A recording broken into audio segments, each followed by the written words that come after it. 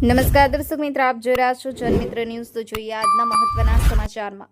ખલીફા સમાજની સગીર વય 16 વર્ષની દીકરીને અન્ય સમાજના છોકરાએ અપહરણ કરી લઈ ગયેલ તે બાબતે દીકરીના પરિવારે તારીખ 27/8/2025ના રોજ દુધઈ પોલીસ સ્ટેશને જાણ કરેલ।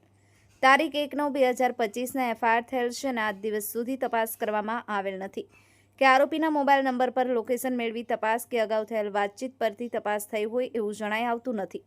તે અનુસંધાને આજ રોજ તારીખ 19/9/2025ના ડીવાયએસપી કચેરી અંજાર એક આવેદનપત્ર આપવામાં આવ્યું હતું, જેમાં ખલીફા સમાજના અંજાર તાલુકા અને શહેરના પ્રમુખો અને ખલીફા સમાજના આગેવાનો અને હોદ્દેદાર ઉપસ્થિત રહ્યા હતા।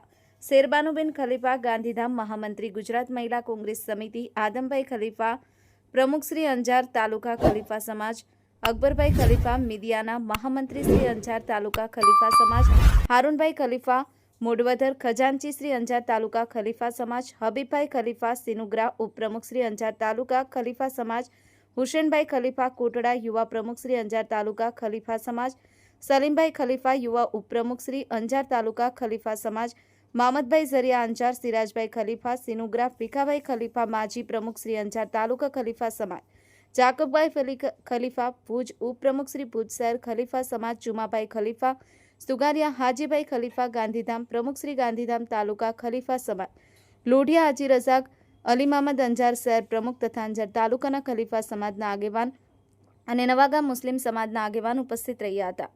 બ્યુરો રિપોર્ટ, જનમિત્ર ન્યૂઝ, રમેશ સત્યની સાથે।